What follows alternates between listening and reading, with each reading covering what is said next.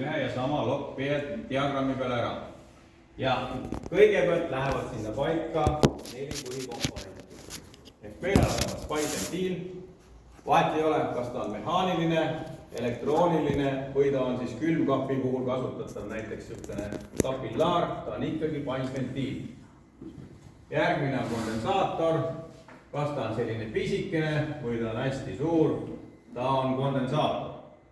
Kompressor, sama, kas mingisugune suur jurakas kompressor või niisugune väiksem, on ikkagi kompressor ja 4. komponent on siis aurustik.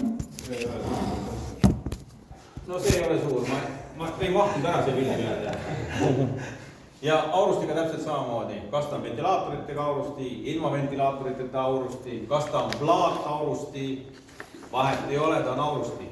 Ühesõnaga need 4 komponenti lähevad sinna lokkpee diagrammile.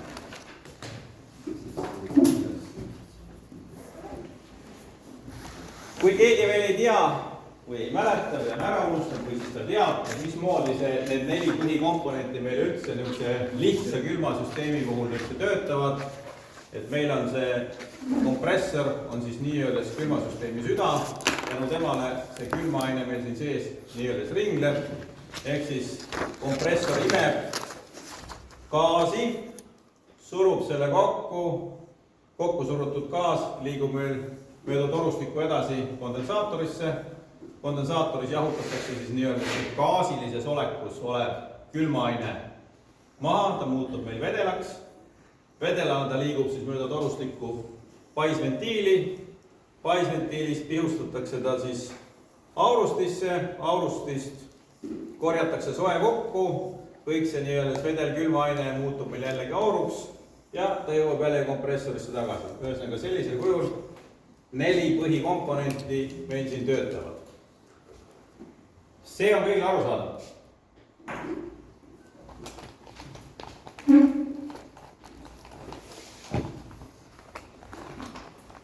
Nüüd jällegi tavaline lihtsam süsteem, aga meil on siia mõningad komponendid juurde pandud. Ehk meil on siia juurde tekkinud sulgventiilid, filter, siis on see niiskussülm, solenoid, klapp, mingi õli eraldaja, erinevad pressostaadid ja ka isegi termostaat on meil siin olemas, tagasilöögi klapp ja receiver. Et kõik mahuvad ka siia peale ära, neid me otseselt sinna lokkpee diagrammi välja ei joonista, aga nad on ikkagi need nii-öelda teine ring põhikomponente siis. Ehk kompressor teeb meil tööd, siin toimub rõhumuutus, kondensaator annab sooja ära, paisumine paisventiilis, siin on jällegi rõhumuutus ja siin on aurusti, ehk siin on meil jahe.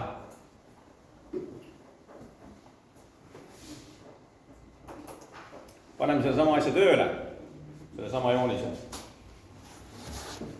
Kas see on arusaadav, kuidas see süsteem töötab nüüd? Kus meil on vedel, kus on gaas? Kus on vedel osa? Tollane. Õige. Ehk see on siis kondensaatori lõpust, receiver, siis on sulgventiilid, filter, veel üks sulgventiil, vaateklaas ja solenoidventiil ja siis nii-öelda paisventiil. Kus on gaasiline osa? Sinine ja punane. See on õige, sinine ja punane. Ehk see sinine siin on nii-öeldes külmgaas ja punane, mis meil siit kompressorist välja tuleb, on samamoodi gaasilises olekus ainult, et tema temperatuur on tunduvalt kõrgem. Ehk gaasilist osa on meil tunduvalt rohkem, kui tegelikult meil seda vedelat osa. Kas sa saad seda eelmist skeemi ka korraks näidata? Vaata, siin on NRV, sa ütlesid, et see on tagasilöögi klapp. Nii. Aga järgmised skeemil seda ei ole. On ka NRV märgitud, aga me selle eelmise ma läksin valele poole. Okay. Vist oli juttu sellest, et see ei ole tagasilöögi klapp, vaid see on see mingi rõhutasandus. Okei, see on nüüd võetud jälle interneedusest, tegelikult siin NRV-d sa ei saaks kasutada. See on vale asi siin. Siin peaks olema NRD, mitte NRV. NRV on meil tagasilöögiklapp, NRD on meil diferentsiaalklapp, mis reageerib rõhu vahele. Okay, siis see eelmine, see... Ehk siin peaks olema D.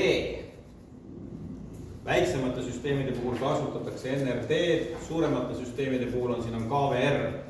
Ja veel suuremate süsteemide puhul on meil siis, vanasti oli ta PM on ja nüüd on ta siis ICV ventiil. Ehk see NRV ja NRD, kui sa nad niimoodi füüsiliselt kätte võtad, siis nad on tegelikult täpselt töösugused. Ainult, et tema tööfunktsioon on natuke teistsugune. Siis NRV välja laseb gaasiliigid, kui... NRV on sellega, et kui surve, kui ma nüüd õieti mäletan, ma nüüd ütlen sulle praegu peast, et kui see surve enne ventiili on 0,2 baari suurem, kui on pärast ventiili, siis ta surub vedru lahti ja ta lihtsalt laseb selle, nii-öeldes kas siis gaasilises olekus külmaine või siis vedelas olekus külmaine laseb läbi. NRD mõõdab rõhku siinpool ja mõõdab rõhku siinpool. Kui nende vahe on suurem kui 1,5 baari, siis on ta lahti. Kui on vähem kui 1,5 baari, siis on ta kinni. Miks teda kasutatakse siin? See ongi see, et külmal ajal külmasüsteem seisis. Nüüd panid kompressori käima. Kompressor lööb sul siit surve ülesse, aga siin on sul veel surve hästi madal ressiivris. Me peame selle surve ressiivris saama kõrgeks sellepärast, et meil paisventiil hakkaks tööle. Paisventiil töötab siis, kui meil on rõhuvahe enne paisventiili ja pärast paisventiili. Kui sa nüüd külmal ajal lööd kompressori käima ja kui meil seda siin ei oleks, siis nii-öeldes soe külmaaine jookseb meil õue kondensaatorisse, kondensaator on külm, see jahtub siin kõik kiiresti maha, isegi siis, kui see ventilaatori käid on alguses lihtsalt nii külm.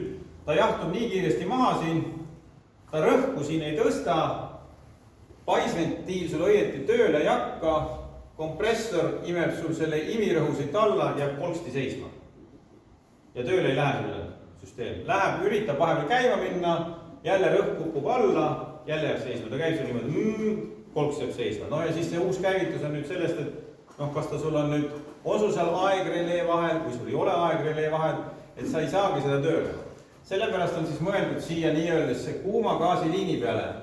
Pannakse nii-öeldes see möödaviik, kus on siis diferentsiaalrõhu klapp, need on siis erinevad mudelid, nagu ma ütlesin, et ta tõstaks kiiresti ressiivris selle rõhu kõrgeks, et paisventiil hakkaks meil normaalselt tööle.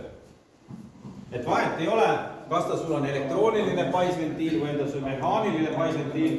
Paisventiil vajab rõhkude vahet selleks, et ta hakkaks normaalselt tööle. Siis kui see rõhuvahe rohkem kui 1,5 baari, siis ta avab ventiili, jah? Ja kui ta siit, kui siin on näiteks 10 baari ja sul siin näiteks talvel on 3 baari, siis on ta ilusti lahti, aga kui see rõhk siin ressiivris juba tõuseb ka siin on sul 10 baari ja siin on juba sul 8,5 baari juba selle poole peal, siis ta läheb kinni. Et NRD on see, mis on fikseeritud rõhule. Teda me muuta, seadistada ei saa. Ta lihtsalt on seal vahel ja kõik. Nüüd need teised ventiilid, need KVR-id, need PM-id, ICV-d, need on reguleeritavad. Ise reguleerite välja, mis diferentsiaalrõhu peale te tahate seda saada. Aga mõte on ikka sama. Aga tööpõhimõte on sama neil. Tööpõhimõte on sama. Et siin peaks NRD olema siis. NRD on see, mis on hästi väiksed süsteemid. Need on, mis on kuskil mingi paar kilovatti. Ütleme kuni 2 kilovatti või midagi siin. Võib-olla natuke rohkem, äkki 3 kilovatti. Et need on niisugused pisisüsteemidele. Kui on ikka suured need poolhermeetrised kompressorid, siis sa siin seda ei näe. NRD. Siis on sul siin KVR või ICV või mis iganes. Või on mingisuguse kellegi teise ventiil. Aga nende tööpõhimõte on ikkagi kõik on üks ja sama. On veel selle kohta küsimus?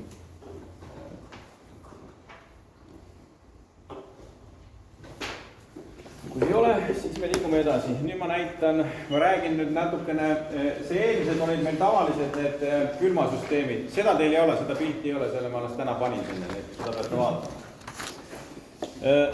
Seal on olemas selline asi, et ma nüüd sellepärast vaatasin, kus see net on või ei ole.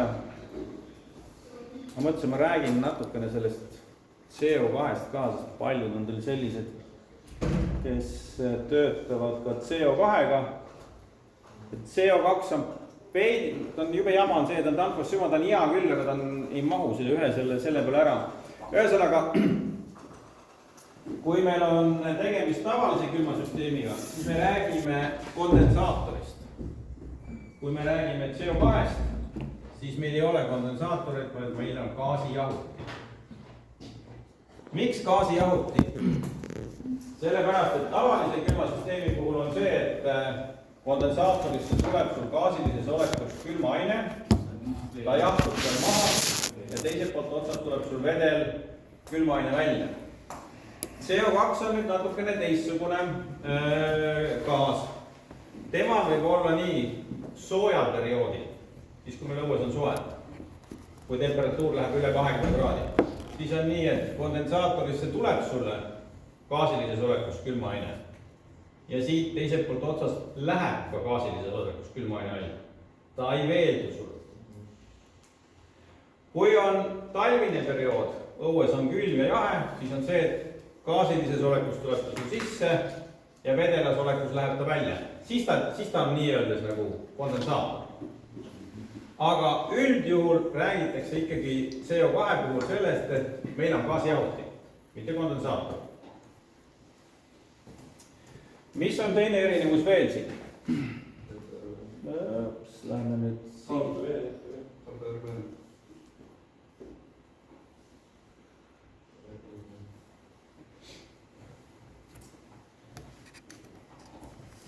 Teine erinevus CO2 puhul on see, meil siit ülevalt kondensaatorist või siis nüüd gaasijahutist tuleb see gaas, läheb resiivrisse. Kas see on seal üks resiiver või on kaks resiiver, võib ka 3 olla, oleneb, mis süsteem seal on. Ta tuleb sul gaasilises olekus siia sisse ja siin ta hakkab sul isegi natukene nii-öelda veeldama. Ehk temast tekib tänu sellele, et siin, seda pole oli siin üleval on olemas veel üks ventiil, HPV ventiil on see nii. Selle HPV ventiil töötab nii-öeldes nagu paisventiil. Me alandame läbi selle ventiili rõhku, tänu sellele muutub meil siis see gaasilises olekus CO2 osaliselt vedelaks, osaliselt gaasiliks. See jõuab kõik siia resiivrisse, vedelosa läheb meil paisventiili. Nüüd see gaasiline osa tuleb meil siit kätte saada, meil ei ole seda vaja, sest paisventiil ei tööta gaasilises olekus külmainega. Paisventiil tahab saada vedelat külmainet. Kõik see ülejäänu, mis meil siin on, see gaasilises olekus CO2, see siis imetakse kompressori poolt nii-öelda ära ja see läheb uuele ringile meil siin. Neid lahendusi kompressorite poole peal, siin on väga erinevaid jällegi. Üks on see, et ta imetaksegi siia kompressorisse ära, võib-olla, et siin on olemas hoopis eraldi paralleelkompressor, neid lahenduskäite on erinevaid. Aga põhimõte on ikkagi see, et me peame saama resiivrist lahti sellest gaasilises olekust CO2-st, et siia jääb ja vedel läheb meil siis nii-öelda sinna ringlusesse. Ehk see aurusti pool CO2 peale töötab nii nagu selle freoni poole peale. Vedelas olekus külmaine tuleb sinna paisventiili, see piustatakse aurustisse, see korjab sealt sooja kokku ja see imetakse siia kompressorisse tagasi. Ja läheb jälle uue ringina siis nii-öeldes käib. Põhimõtteliselt see sama asi, et freonikas on tasakaalustusliivis, tema võtab siit gaasi ära. Aga kui on freonikas, siis kui on tasakaalustusliiv, siis ta on resiivrit ju lükkab gaasi aurustisse tagasi, et hoida. Võtta milline ka tasakaalustusliiv freonika? Nagu freonikal, kui sul on resiivrist, et hoida kondensaatori seda kõrget rõhku või? Ei, need on kaks täiesti eraldi asja. See, mis ma seal ennem näitasin selle pildi peal on see, et see NRV või siis KVR või mis iganes siis on. Seal on nende ventiilide funktsioon sellest tõsta resiivist rõhku. Meil kondensaatorist tuleb see vedel külmaine, meil on vaja resiivri rõhku tõsta, et see vedel külmaine hakkaks meil normaalselt sealt ringi käia. Siin on puhtalt see ülemine. Siin tuleb kondensaatori juba maha jaotada. kondensaator juba maha joonud ja sa võtad nüüd freoni poolt siis on sul midagi süsteemis täiesti mäda. See ei saa olla niimoodi. Sul on kas ei käi siis ventilaatorringi kondensaatoris, on ühesõnaga mustus täis, lehti täis näiteks, on ju tolm, mida iganes, või on siis aladimensioneeritud näiteks kondensaator. Üldjuhul ongi, aga siis kui te suuda maha jaotada, siis sa saad ju, siis ta lükkabki tagasi ei, oot, ära sa nüüd valesti aru saanud, kus ma nüüd olen, ma olen siin soodasta, ma tulen siia tagasi vaata. Hoida rõhku kõrgemat kondensaatoris, külmal ajal. Lähme siia tagasi. Enne ka, kuuma ajal, aga maha jaotas, ta laseb uuesti nagu nii alla, et ta jääb kinni. Sul on siin ühesuunaline ühesõnaga liikumine, mis liigub receiverisse. Siit otse ei lähe sul ju siia imu poolde mitte midagi. Siit ta läheb sul vedelasse ja läbi vedela torustikku, läbi ventiilide, läbi aurusti jõuab ta tagasi sul siia sellesse kompressorisse. Kui me räägime nüüd CO2 poole pealt, siis CO2 poole pealt on see, et receiverist võetakse otse siia imusse läheb sul toru nii öeldes. See on ainult gaasi eraldada. Jaa, see on ainult selleks CO2, et see gaas sealt ära võtta. Nüüd see, kui me siia laseme nüüd seda kuuma gaasi siia sellesse receiverisse, et kuu sees nagu läheb, on ju, see gaas. See gaas see töötab suhteliselt lühiajaliselt, ta tõstab küll hetkeks seda rõhku, aga ta ühesõnaga veeldub ka seal ära. Ta jahtub seal nii-öelda maha. Et see ei tööta sul, see liin ei tööta sul pikkaajaliselt. Aga sihukest just ei ole näiteks, et ventiil on läbi, et tuleb kogu aeg läheb. See või? No siis on ikka. Siis on see, et siis hakkab sul siia... No sellest ma räägingi, siis sa näed see oligi minu küsimus. Et mis selle juurde siis... Siis on sul see, et kui sul on ikkagi veel vaateklaas on sul siin, siis sa näed juba seda mullitamist siin. Sa tuled siia, võtad käega torust kinni, kui sul see on ikkagi soe, on ju. Sa saad aru, et on soe. See tähendab seda, et see ventiil laseb sul läbi, paisukas sul ei tööta, sul temperatuur, sa ei saa ruumis seda temperatuuri kätte näiteks. Et siis hakkad viga otsima ja sa jõuad siis nii-öelda siia välja, et see laseb läbi. CO2 puhul nii või? CO2 puhul või? Siis on, aga sa mõtled, et kui see RPV ventiil, kui see RPV ventiil sul kogu aeg läbi laseb nii-öelda, siis on sul see samamoodi, et sul siis aurusti pool on ju ka, sa ei saa temperatuuri saada. Ja ongi näiteks, ma tean, Sillamäe Maximus nii juhtub kummal suvepäeval. Ja mulle küll, on ka neid ventiile on väikile. Sellepärast ma küsin seda. Okei. Ma ei saa su küsimust aru. Tal oli juba 4 küsimust, lähme edasi. Okei, lähme edasi sellega. Aga või ma korra küsin ka selle CO2 puhul, et seal läheb see kuum gaas, eks ole, ta on juba kuumutatud selle kompressori pool. Receiverist läheb juba tagasi kompressorisse, eks ole, et elavdada seda gaasi ja vedela. Aga see on ju juba kuum gaas, eks ole, mis läheb kompressorisse. Kui ta receiverist läbi, et see on juba jahutatud. Vaata, sul on see, et mida on juba natuke jahutatud, kuidas ta on. APV on see. Sul on siin, vaata, sul on see, sul tuleb, ütleme niimoodi, et ta ise on jahtunud, sest ta tuleb sul läbi selle gaasi jahuti. Ja samas on see, et kui ta juhtub ka, et sul siit tuleb natukene soemat, siis aurustist sul tuleb ikkagi külma. Nad segunevad seal ju ära. Nad segunevad, aga sellega siis tõuseb ka rõhk, eks ole. Jaa, sul tõuseb ka rõhk, jah. Kas sellepärast on CO2 suuremat rõhk?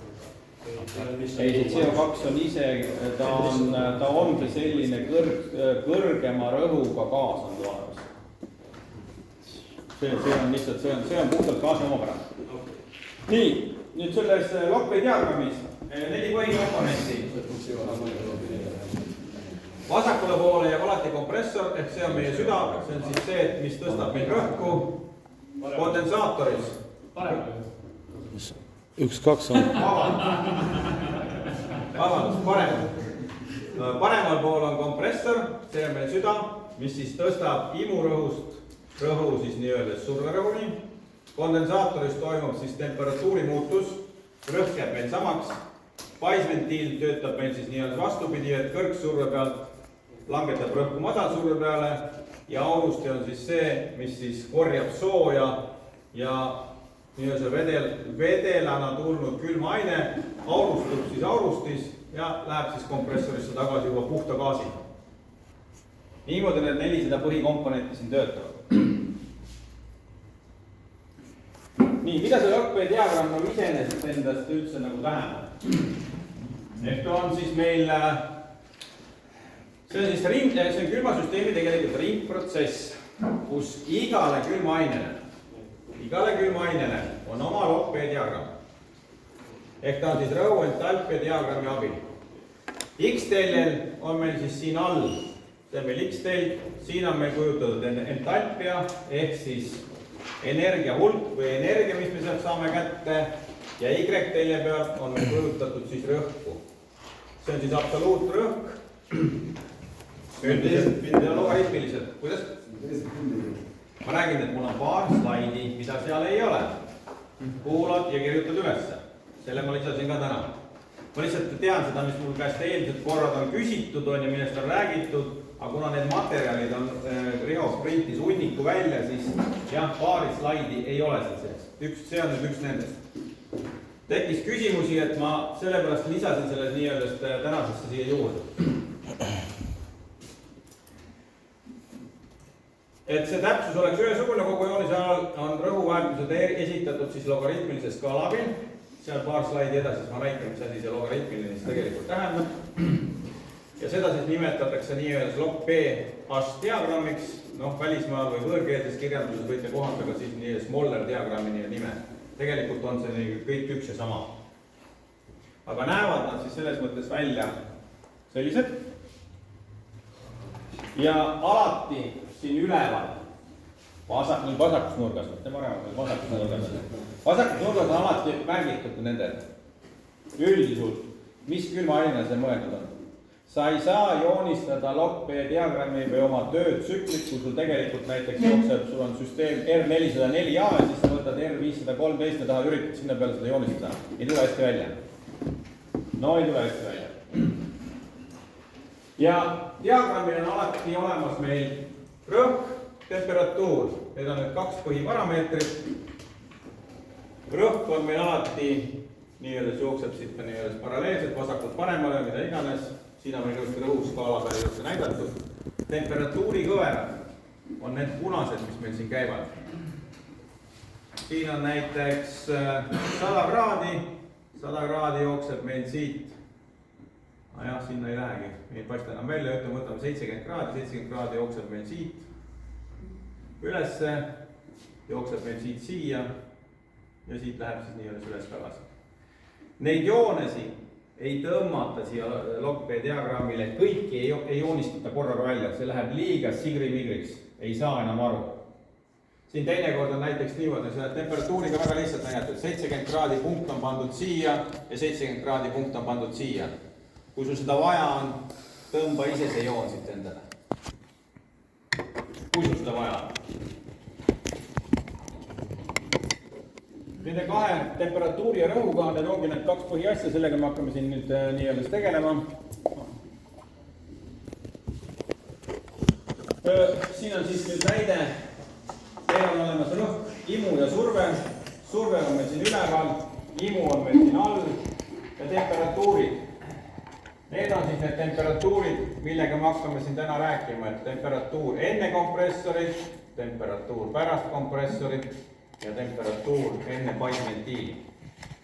Need on 3 sellist punkti, mida meil on vaja teada. Ja 2 rõhku, ehk siis surverõhk. Ja teine on meil siin all, see sinine, on meil siis imurõhk. Ehk meil on 3 temperatuuri ja 2 rõhku. Nende põhiliste asjadega me siin tegeleme. Käime need täna läbi, loodan, et saate aru.